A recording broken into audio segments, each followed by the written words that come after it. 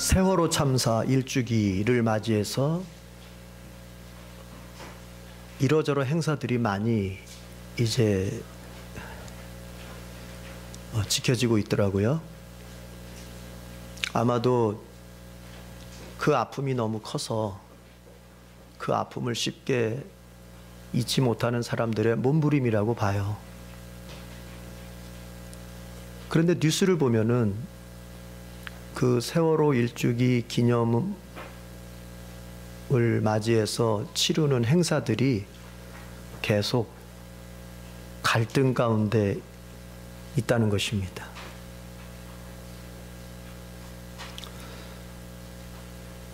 그 받은 상처를 치유하기 위해서 그것을 기념하고 모여서 같이 나누는데 거기에서 또 하나의 상처가 발생하고 또 하나의 아픔이 발생하고 또 하나의 갈등이 일어나서 사회가 또다시 나누어지고,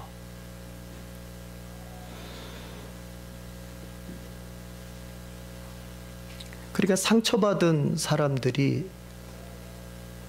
자신의 상처 때문에 또다시 누군가를 아프게 하는 것처럼 이 사회가 받은 그 상처를 치유하지를 못하니까 그 상처를 계기로 해서 또다시 다른 상처를 야기시키고 다른 아픔을 만들어가는 그런 악순환을 계속 우리가 보고 있어요. 이런 것을 보면서 우리가 살고 있는 이 사회가 그 스스로는 아픔을 치료할 수 있는 능력을 갖추지 못했구나 하는 생각을 갖게 됩니다. 여러분, 여기 아픈 사람이 있어요. 그러면 우리는 어떻게 해야 될까요? 우리 눈앞에 아픈 사람이 있다면 우리는 이것저것 따지기 전에 그 아픔을 돌보고 그 아픔을 감싸주고 그 아픔부터 치유해 줘야 될 것입니다. 지금 아파서 고통스러워하는 그 사람의 아픔은 외면한 채 법이 어떻다, 제도가 어떻다 이것저것 따져가면서 그 사람들의 아픔을 외면하는 것은 그것은 바람직하지 않다고 봅니다. 예수님께서 내 이웃이 누구냐고 질문하는 그 율법사의 질문에 답을 하실 때 선한 사마리아인의 비유로 알려진 그 얘기를 하십니다. 내용은 이런 거죠. 어떤 사람이 예루살렘에서 여리고로 내려가다가 그만 강도를 만납니다. 그 강도는 그냥 물건만 뺏었으면 좋았을 텐데 그 물건을 뺏으려고 그 사람의 옷을 벗기고 그 사람을 죽도록 팼어요. 그래서 성경에 보니까 거의 죽었더라 이렇게 돼 있어요. 자, 그런데 그렇게 강도 떼를 만나서 모진매를 맞고 거의 죽은 것처럼 누워있는 그 사람 곁을 제사장이 지나갑니다. 그런데 그 제사장이 지나가면서 길가에 누워 신음하며 아파 죽어가고 있는 그를 성경에 보니 피해서 갔다 이렇게 피해서 갔다. 그 다음에 레위인이 지나갑니다. 그 레위인 역시도 그 아픈 사람을 보고 죽어가는 사람을 보고 피해갑니다. 물론 제사장이나 레위인이라 그렇게 피해가는 이유는 있습니다. 율법적으로 분명한 이유는 있습니다. 제사장, 레위인들은 시체를 만져서는 안 되기 때문에, 그렇게 하면 거룩함이 부정되기 때문에 모세의 율법에 의해서 만지지 말라고 하게 돼 있는 거죠. 어쨌든 그들은 율법에 쓰여 있는 그 문구를 지키기 위해서 지금 눈앞에서 죽어가고 있는 그 신음하며 고통스러워하고 있는 그 아픈 사람을 외면한 채 제갈 길로 갔어요. 마지막 그 길을 지나가는 사람이 사마리아인인데, 이 사마리아인은 성경에 보니 그 사람을 보자마자 그를 불쌍히 여기고 그에게 포도주와 기름을 발라가면서 응급처치를 한 다음에 자기 짐승에 태워서 이제 주막으로 표현되는 쉴 곳으로 데리고 갑니다. 그리고 그곳에서 돌보고 이제 자기는 또 길을 떠나야 되겠기에 그 주막 주인에게 부탁을 합니다. 이 사람을 치료하는 데 있어서 경비가 더 들거든 내가 다시 지나가는 길에 줄 테니 꼭 좀 치료해 달라고. 그러면서 예수님께서 율법사에게 누가 그 강도 만난 자의 이웃이 되겠느냐 이렇게 질문했어요. 자, 그런데 거기서 중요한 것은 예루살렘에서 여리고로 내려가다가 강도를 만난 사람은 분명히 예루살렘에서 여리고로 내려갔기 때문에 그 사람은 분명히 유대인이에요. 그런데 그 유대인을 살려주고 그 유대인의 아픔을 돌봐줬던 사람은 사마리아인이에요. 사마리아인이 돌봐줬다고 하는 것이 중요한 거예요. 사마리아인과 유대인의 관계는 좋지 않아요. 아니, 좋지 않은 정도가 아니라 그것은 원수 관계 같아요. 원수 관계. 그런데 그 사마리아인이 유대인을 돌봐주고 그를 치료해줬다는 것입니다. 왜 그랬을까요? 그건 다른 데 이유가 있잖아요. 바로 내 눈앞에 지금 죽어가고 있고 고통스러워하고 있고 아파하는 모습을 보기 때문에 그런 거예요. 만약에 사마리아인이 그 아파하는 사람을 보면서 이 사람이 유대인인가? 사마리아인인가? 이 사람이 나하고 종교적 사상이 같은가? 다른가? 우리로 말하자면 진보인가? 보수인가? 이렇게 따져서는 안 되는 일입니다. 눈앞에서 아파하는 사람이 있고 죽어가는 사람이 있고 고통스러워하는 사람이 있으면 이것저것 따지기 전에 그의 아픔과 고통을 싸매줄 수 있고 그 흘리는 피를 닦아줄 수 있고 그를 보듬어 줄 수 있어야 되는 거예요.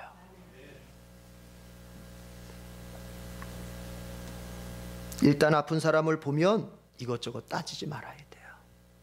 그런데 이 사회가 어때요? 보수는 보수대로 반대하고 진보는 진보대로 주장하고 그러는 사이에 정말 이 사회 곳곳 속에 아파하는 사람들은 여전히 치료받지 못한 채 그들의 삶이 소진되어지고 있는 것을 보게 됩니다. 여러분, 그리스도인은 어떻게 처신을 해야 될까요? 선진국이 된다고 하는 것은 단순히 경제 지표가 올라가는 것만을 의미하는 건 아니죠.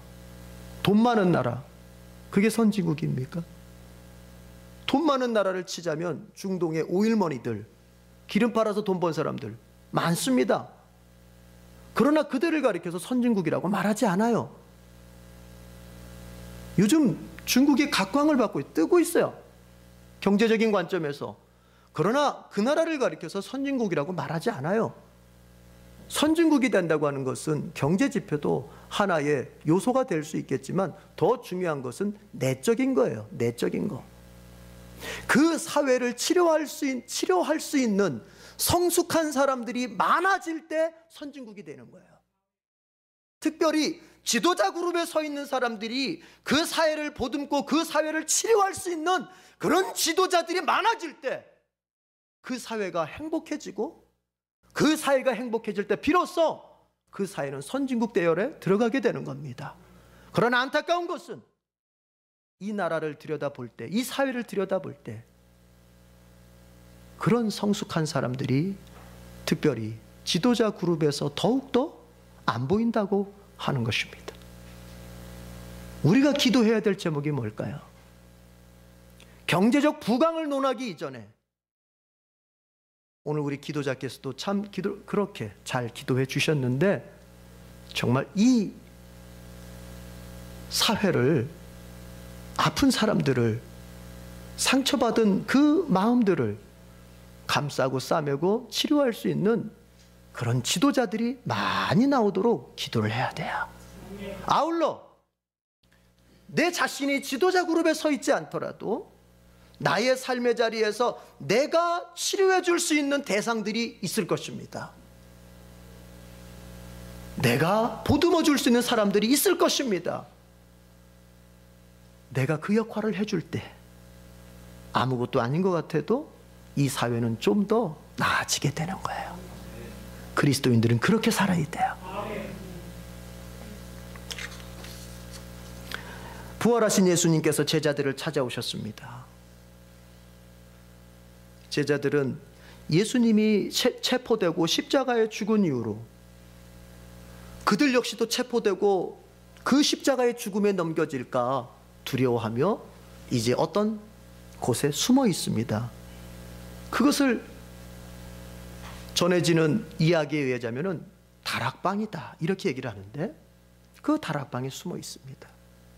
문을 꽁꽁 잠궈 놓고 숨어 있습니다. 그런데 잠겨 있는 그 문을 통과하시면서 예수님이 나타나신 거예요.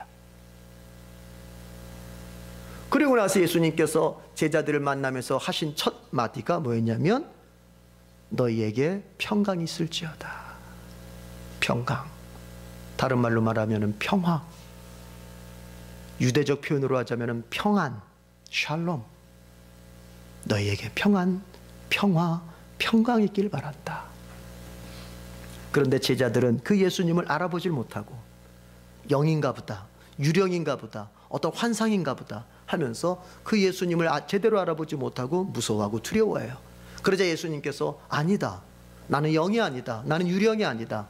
나는 다시 부활한 너희의 스승, 너희의 주 예수다.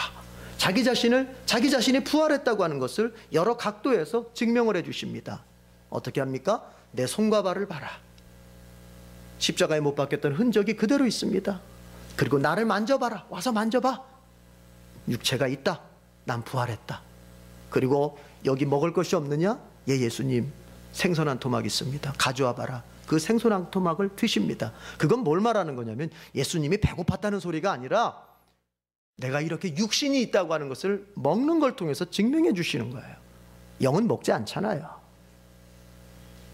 그래서 예수님은 제자들에게 죽으셨던 예수님이 그 죽음에 머물러 있지 않고 그 죽음에 갇혀 있지 않고 다시 부활의 몸을 입고 다시 살아나셨다고 하는 것을 제자들에게 여러 각도에서 증명해 주세요. 그러자 제자들이 예수님을 알아보고 기뻐하는 가운데에서 그 예수님과 시간을 보내게 된다는 그런 내용이에요. 물론 아울러 예수님께서 이제 너희들은 부활한 나의 증인으로서 삶을 살아야 된다. 이렇게 마지막에 그런 말씀하세요. 이런 내용으로 채워져 있어요.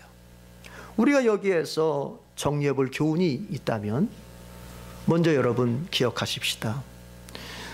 예수님은 우리가 평강하길 바라세요. 이걸 좀 말을 바꿔보죠. 예수님은 우리가 행복하길 바라시는 거예요. 우리가 자칫 성화를 강조하고 주님의 그 뜻을 따라 삶을 사는 것을 강조하다 보면 자칫 오해되기 쉬운 게 뭐냐면 야, 주님은 내가 원하는 것과 반대되는 것. 더 나아가서는 주님은 나의 행복 따위는 관심이 없으시고 오로지 당신이 원하시는 그 뜻대로 그냥 힘겹게 살아가는 것을 원하시는가 보다라고 오해하는 그런 사람들이 생겨나요. 우리 교회처럼 제자답게 삽시다를 얘기하다 보면 그러나 그것은 잘못된 생각입니다. 주님은 우리가 평강하길, 우리가 행복하길 바라세요. 물론 뒤에서 얘기하겠지만 세상도 행복을 말하고 주님도 행복을 말합니다. 차이가 어디에 있을까요? 그것을 추구하는 방법의 차이가 있는 것이지 세상 사람들이 행복하고 싶어하는 마음처럼 그리스도인이 행복하고자 하는 마음을 품는 것은 당연한 것이고 마땅한 것입니다. 또 주님 자신도 우리가 그렇게 행복하기를 원하는 삶을, 행복하게 사는 삶을 원하고 계신다니까요. 우리가 4월달 추천도서로 읽자고 했던 그 책, 인간과 잘 사는 것, 그 책에도 그런 내용이 나오잖아요. 철학과 신학의 목표가 다른가 같은가? 철학자들의 주장과 신학자들의 주장이 철학자들의 인간에 대한 어떤 목적과 신학자들의 인간에 대한 목적이 다른가 같은가? 결국은 같다는 얘기죠.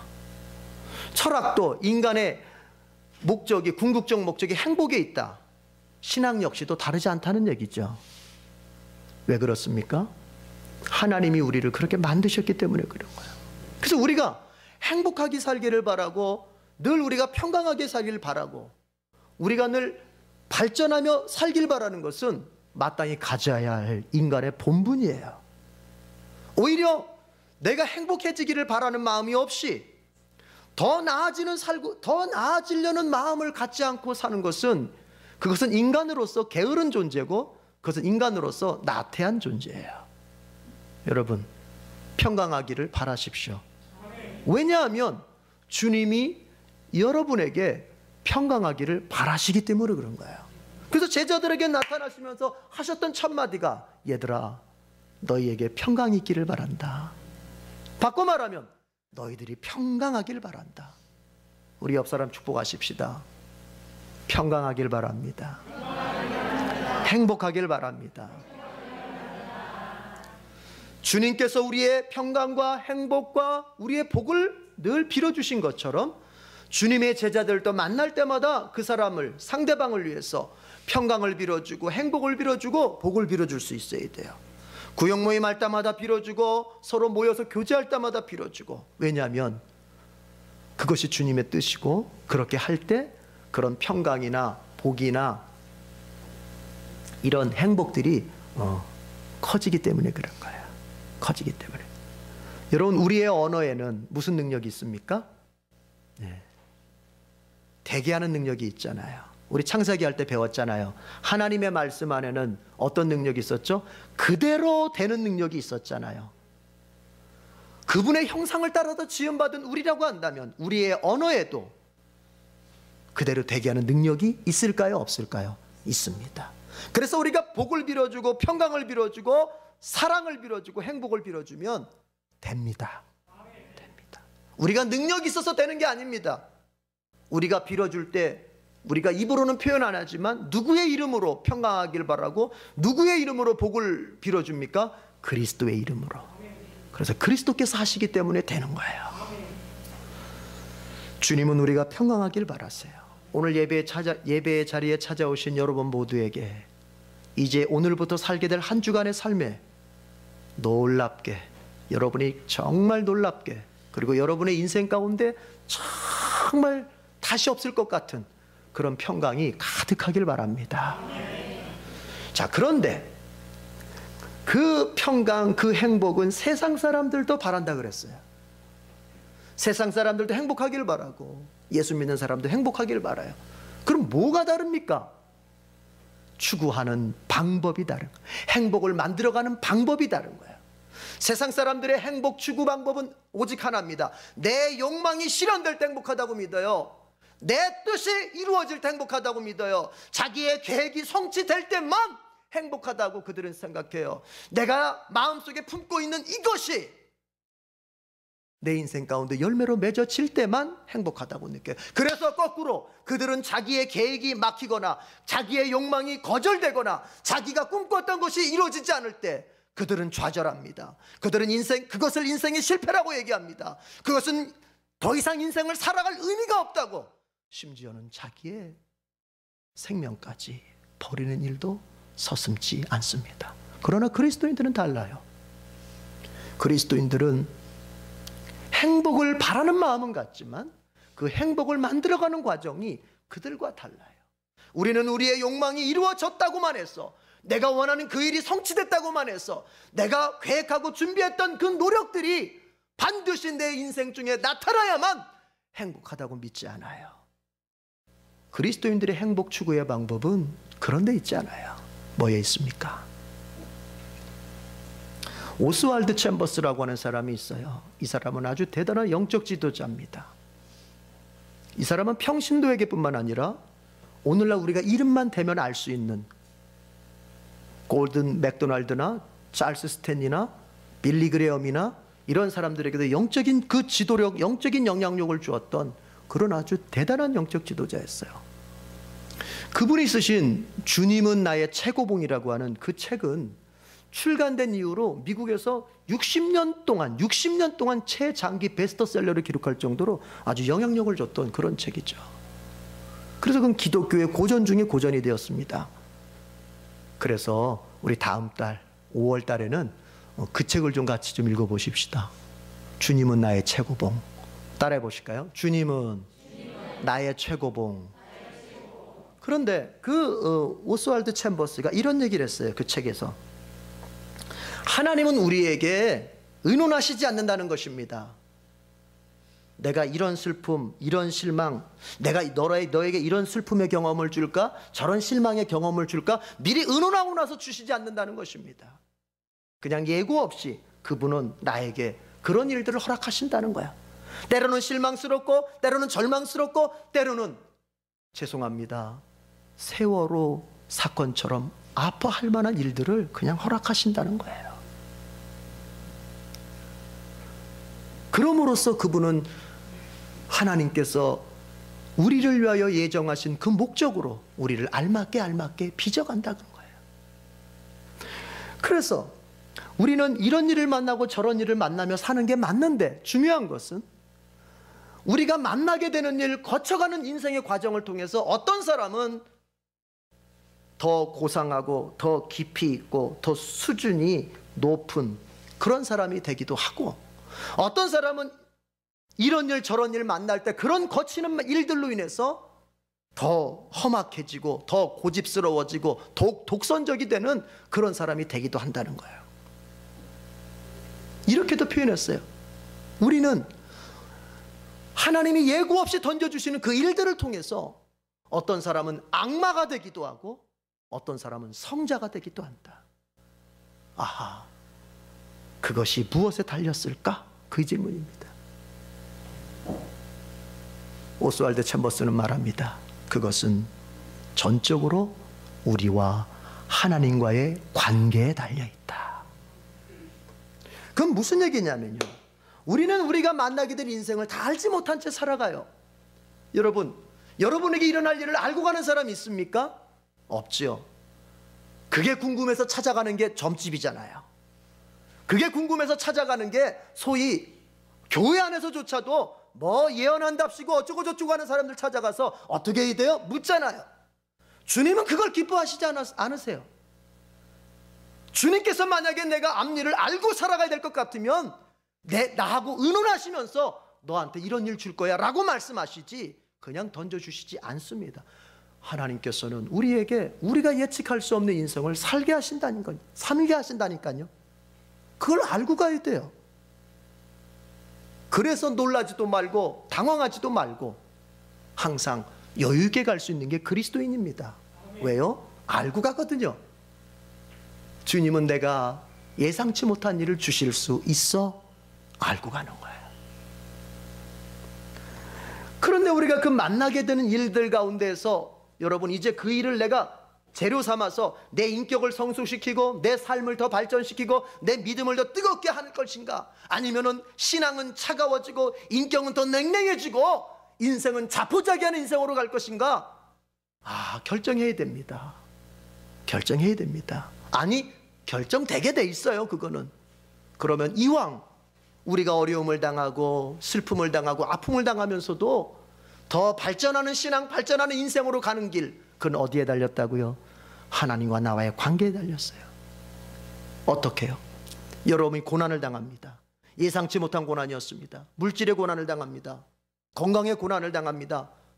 자녀가 내 뜻대로 커주지 않습니다. 남편이 내가 원하는 대로, 아내가 내 마음을 만족시켜주지 못합니다.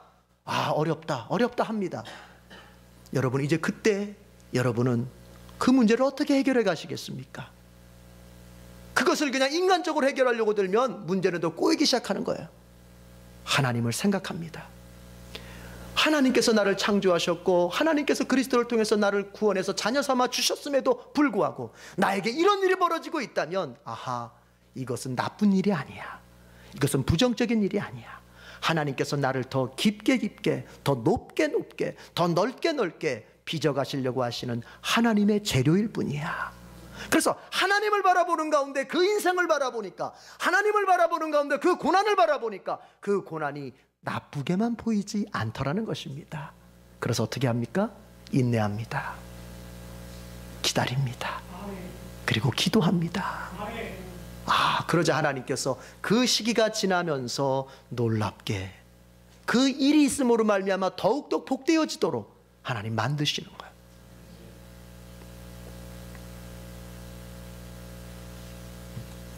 우리의 삶의 자리에 지금 찾아온 고난이 있더라도 낙심하지 말 것은 그것을 이길 수 있는 길이 있기 때문이 그렇습니다. 그 이길 수 있는 길이라고 하는 것은 이것이 아닙니다. 세상 사람들이 쓰는 방법이 아닙니다. 머리를 더 굴리고 어금니 꽉 깨물고 두 주먹을 불끈 쥐고 열심히 살아보자, 의지의 한국인, 이렇게 해서 되는 게 아니고, 그렇게 해서 되는 게 아니고, 하나님, 그분은 나에 대해서 어떻게 생각하시나? 이 어려움을 당하는 내 안에 지금 예수님은 계시는가? 그것을 생각하는 거예요. 예수님과 나와의 관계, 그것을 생각하고 그것을 분명하게 붙잡으면 그 고난 따위는 다 이기게 되는 것입니다. 여러분, 여기 제자들이 예수님이 찾아왔지만 그들은 놀라고 무서워하며 자기들의 처지에서 조금도 나아지지 않았습니다. 그 다락방에 숨어 지내는 처지에서 무서워하고 공포스러워하고 두려워하는 것은 당연하지요. 그런데 그곳에 누가 찾아왔습니까? 부활하신 예수님이 찾아왔습니다. 그럼에도 불구하고 제자들은 더 나아지지 않았습니다. 그 환경이 바뀌어지지 않았습니다. 여전히 무서워하고 여전히 두려워했습니다. 그러나 그들의 그 무서움과 두려움이 언제 해소됐습니까? 언제 기쁨으로 바뀌었습니까? 언제 행복으로 바뀌었습니까? 부활하신 예수님을 알아봤을 때 바뀌었어요. 그 얘기는 뭐냐? 주님과 나와의 관계가 뚜렷할 때 내 삶에 찾아온 문제나 고난이나 어려움들을 내가 넉넉히 기쁨 가운데서 이기게 된다는 얘기예요. 그리스도인들이 삶을 이기는 방법은 거기에 달렸어요.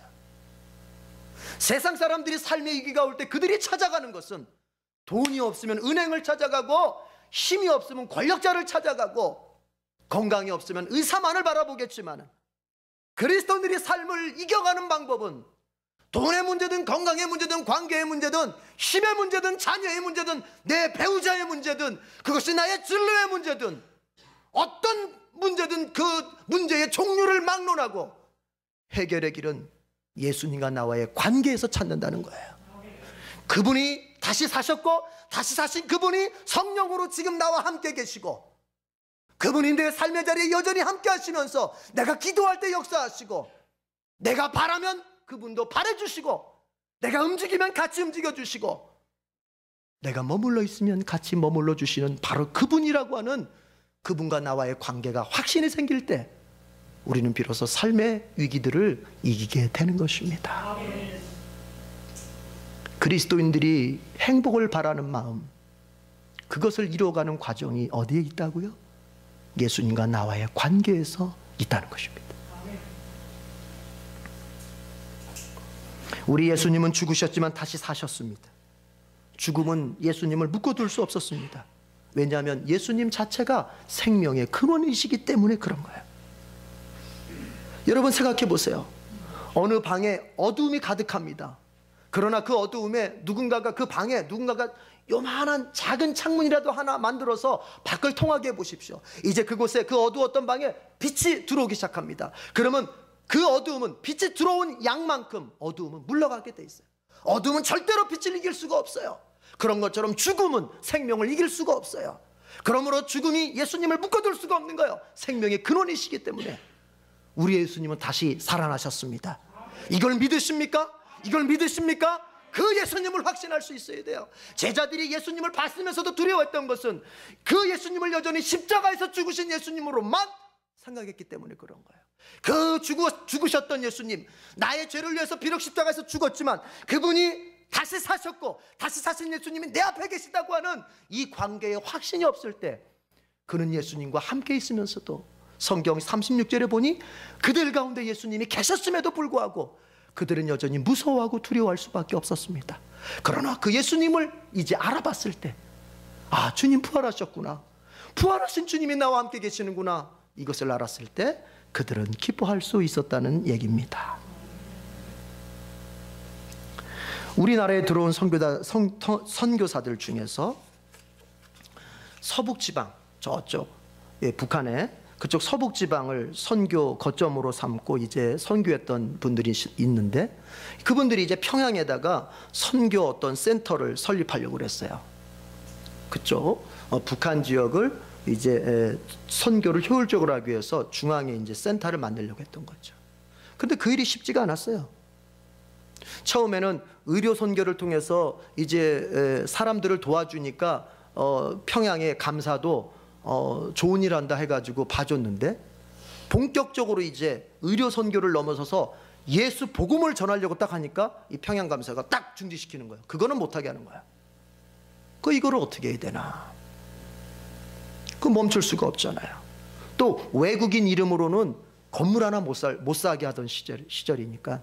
그래서 그래도 이 선교사들은 포기하지 않고 서울에 있었던 교인들을 불러 올려가지고 그들의 이름으로 건물을 매입하고, 그래서 이제 선교센터를 건립해 가려고 했어요. 그런데 이것이 평양감사에게 또 이것이 밑보였어요. 그래가지고 다 잡아들였어요. 선교사들하고 그 명의를 대줬던 성도들 다 잡아들여서 옥에다 가둬버렸어요.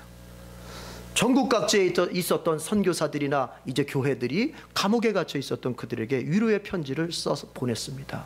그때에 사무엘 마펫, 장신대를 장로신학대학을 설립한 사무엘 마펫이 선교사였었죠. 그때 그분이 위로의 편지를 보내는데 그 위로의 편지는 이렇게 기록되었다고 합니다.